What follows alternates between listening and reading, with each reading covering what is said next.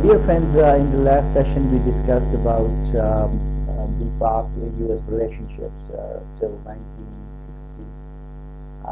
Now we will talk about military dictatorships from 1960 to 1969 and Pak-US relationships.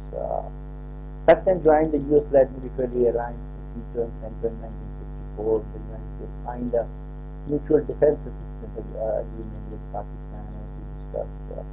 Um, and we have to see the relationship of US and Pakistan during the time of Ayub Khan, um, uh, when he was in power, and what sort of relationships we had.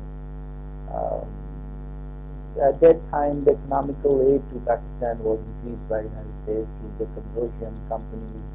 Booming economy had brought Pakistan a prestige and success of capitalism system in an underdeveloped country was widely appreciated. But this was short-lived when Ayub Khan launched the Operation Gibraltar against India, leading to India to declare full-scale war with the West Pakistan. Many civilian bureaucrats, notably Sartaj Aziz, noted that the war with India was an ill-considered decision, and its aftermath that was uncontrollable by Ayub Khan. The economy and the foreign policy requirements are not fully consistent, and in fact they were rapidly falling out of line after the operations were launched. The United States placed embargo on Pakistan, both military and economical, that led to the collapse of Pakistan's economy. The war with India came with an economic cost for Pakistan, which lost $500 million it had coming from the consortium of Pakistan to the United States. Ayub Khan could not suffer the aftermath and fall from the presidency after surrendering the presidential power of Army Commander General Yahya Khan in 1969. Escalating the further crisis, the country was plundered, losing East Pakistan after India was again attacked by Pakistan 6 years later, with the economy in great jeopardy without United States assistance. It's better to talk about the military dictatorship from 1969 to 1971 and the role of Pakistan in US-China relations. In 1971, Pakistan helped the United States to make preparations for the President Richard Nixon for his historical visit to the People's Republic of China. President Nixon and Henry Kissinger used Pakistan's relationship with China to start secret contacts with China, which resulted in Henry Kissinger's secret visit to China in July 1971 while he was in Pakistan. Nixon relayed message to Yahya, arguing him to restrain Pakistani forces. His objective was to prevent a war and safeguard Pakistan's interest, though he feared an Indian invasion of West Pakistan that would lead to Indian domination of the subcontinent and strengthen the position of the Soviet Union. Similarly, Yahya Khan feared that an independent Bangladesh could lead to disintegration of Pakistan. Indian military support for Bengali guerrillas led to war between India and Pakistan. The United States was secretly encouraging the shipment of military equipment from Iran, Turkey, and Jordan to Pakistan, reimbursing those countries despite congressional objections. The U.S. used the threat of an aid tariff to force Pakistan to back down, while its continued military aid to Islamabad prevented India from launching incursions deeper into the country. Near the end of the war, and fearing Pakistan's defeat by the joint forces of Mufti Bani and Indian forces, Nixon ordered USS Enterprise into the Indian Ocean. although it was never used for actual combat during Russian response. Pakistan also felt that the U.S. arms embargo affected Pakistan more than it affected India. The United States deployed the Task Force 74 of the United States 7th Fleet when it became apparent that Pakistan was losing the war. At the height of the Vietnam War, the enterprise led the Task Force 74 and was seen as a show of force by the United States in support of the US-Pakistan forces. The Task Force 74 was forced to withdraw, and the Soviet Union dispatched a large fleet to support India, as well as nuclear submarines armed with the nuclear missiles. Declassified CIA intelligence documents stated that India intended to dismember Pakistan and destroy its armed forces. Possible loss of U.S. ally in the Cold War that the United States can afford to lose. Nixon termed India as a Soviet stooge before ordering their enterprise to lead the Task Force 74. In an assessment completed by the U.S., India, with the full backing of the Soviet Union, can tackle Pakistan without anybody doing anything. Nixon sent a strong message to the Soviet Union, urging regions to stop India from dismembering and disintegrating the state of Pakistan. From assistance, in Nixon's words, in the strongest possible terms to restrain India, with which Soviets have great influence, and for whose actions you must share responsibility. It's better we should, while discussing this, to discuss the era, the democratic government from 1971 to 1977 in Pakistan. As a result of 1970 elections, Zulfikar Ali Bhutto, a charismatic democratic socialist, became president from 1971 to 1974, and later prime minister in 1974. The period is seen as a quiet Cold War, with Pakistan was administered under democratic socialists led by Zulfikar Ali Bhutto. His socialist idea favored the communist idea, but never actually allied with communism. And although Pakistan would focus on movement of non-aligned countries, building closer ties with Soviet bloc, the Soviet Union. Meanwhile, Bhutto tried to maintain a balance with the United States, but such attempts were repelled by the United States. Bhutto opposed the ultra-leftism concept, but was a strong proponent of left-wing politics, which the U.S. had opposed in Pakistan from the very start. Although Richard Nixon enjoyed firmly strong relations with Bhutto and was a close friend of Bhutto, the graph of relations significantly went down under the presidency of Jimmy Carter. Carter, an anti-socialist, tightened the embargo placed on Pakistan and raised pressure through the United States ambassador to Pakistan, Brigadier General Henry Bayrod.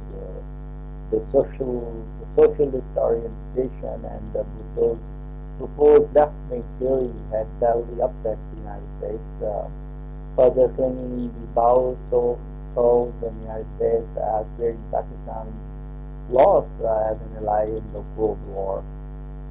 The leftists and the Bhutto's policy towards the Soviet Union was seen sympathetic and had built a bridge for the Soviet Union to have gained access in Pakistan's warm water force. That's something both the United States and the Soviet Union had lacked. During the course of 1976 presidential election, Carter was elected as U.S. president, and his very inaugural speech, Carter announced the determination to see the ban of nuclear weapons with Carter's elections. Bhutto lost all links to United States administration. He had to President Nixon. Bhutto had to face the embargo and pressure from the American president, um, who was totally against the political objectives which Bhutto had set for his upcoming future plans.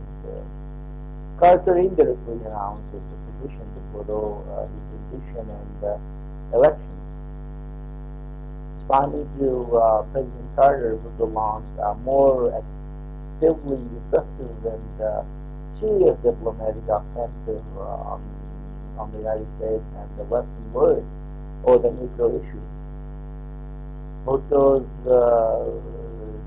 demagogic action on nuclear issues for the United States, particularly Carter, who found it extremely difficult to counter Bhutto on defensive position at the United Nations. While India and Soviet Union were pushed aside when Bhutto attacked Indian nuclear program, algorithm later program based on nuclear proliferation, writing to their word and Western leaders, Bhutto made it clear and maintained to the United States. Pakistan was exposed to a kind of nuclear threat and blackmail unparalleled elsewhere. If the world community failed to provide political insurance to Pakistan and other countries against nuclear blackmail, these countries would be constrained to launch automatic bomb program of their own. Assurances provided by the United Nations were not enough. This was the statement of Secretary Bhutto. In eating grass, this is came to know to a source. Although Carter placed an embargo on Pakistan, Bhutto, under the technical guidance and diplomatic, though Foreign Minister Aziz Ahmed succeeded to bought sensitive equipment, common matter materials, and electronic components marked as common items, hide the true nature of the intentions to greatly enhance the Iran project. Though a complete failure for Carter's embargo, Bhutto tried to resolve the issue, but Carter intentionally sabotaged the talks. In a piece written by historian Abdul Ghaffar Bukhari, Carter keenly sabotaged Bhutto credibility, but did not want it favored his execution, as Carter made a call to General Zia-ul Haq to stop the act. Therefore, senior leadership of Pakistan People's Party reached out to different countries, ambassadors and the high commissioners, but did not meet with the U.S. ambassador. As the leadership knew the Nobel part played by Carter and his administration. When Carter administration discovered Bhutto's act, the program was reached to a well-advanced level, and furthermore had disastrous effects on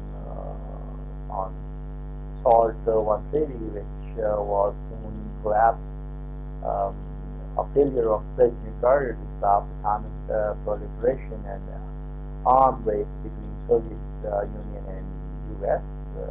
heightened.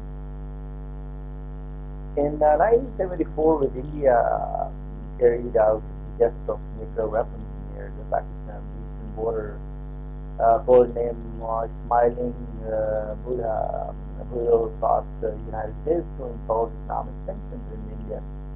Though it was an unsuccessful approach, in a meeting of Pakistan's ambassador in the United States with Secretary of State Henry Kissinger, Kissinger told Pakistan's ambassador to Washington that the test is a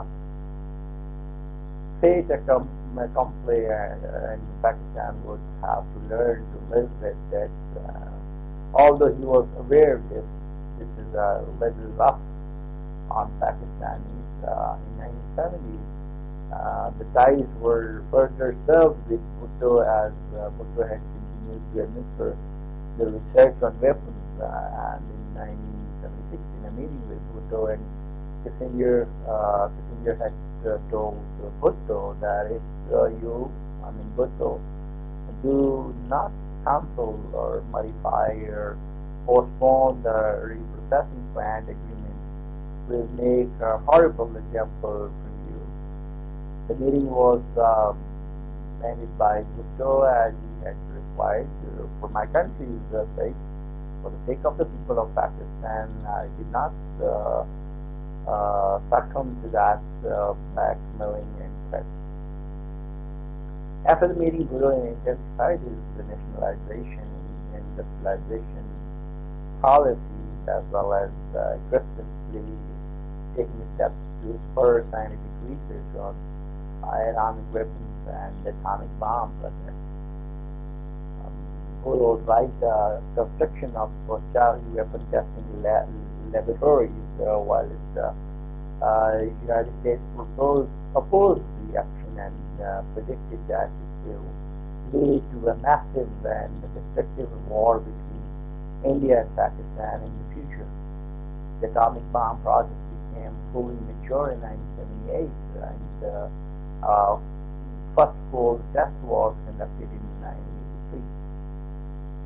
Bhutto called upon Organization of Islamic Conference, OIC, in order to bring Muslim world together after months. The pro-United States Muslim nation, then United States itself, took the promised step, and Bhutto was declared as a corrupted one, and as a result, Bhutto was hanged in 1979. So this was this ended with the time Bhutto, and after that another thing comes up, is the military dictatorship from 1977 to 1988.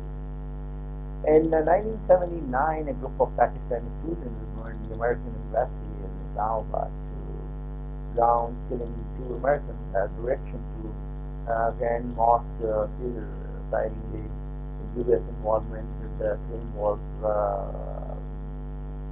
a lie started by Iran. This is what the media tells. Different people have different opinions.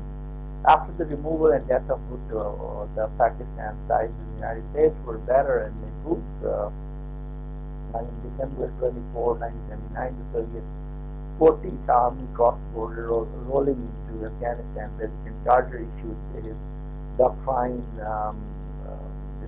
The features offered the creation of Rapid Development Force, RDF, increasing the deployment of the United States naval forces, Central Command, a collective security framework in the region, and commitment to the defense of Pakistan by transfer of significant amount of weapons and monetary. Following the Soviet invasion of Afghanistan, the intelligence communities in Pakistan and the United States ran multi-billion-dollar worth operation that won to support the communist regime as well as defeating Soviet in Afghanistan. Throughout the military regime of the General Haftar's ties and relations were promoted at its maximum, and the United States had given billions of dollars of economical and military aid to Pakistan. The Soviet invasion of Pakistan in December 1979 highlighted the common interest of Pakistan and the United States in opposing the Soviet Union. In 1981, Pakistan and the United States agreed on a $3.2 billion military and economic assistance program aimed at helping Pakistan deal with heightened threats to security in the region and its economic development needs, with U.S. assistance in largest covert operation in history. Pakistan armed and supplied anti-Soviet fighters in Afghanistan. So this was the period when we saw the Russian and Afghan war. In 1980, Pakistan agreed to pay $658 million for 28 F-16 fighter jets from the United States. However, the U.S. Congress froze the deal, citing objections to Pakistan's nuclear ambitions under the term American cancellation.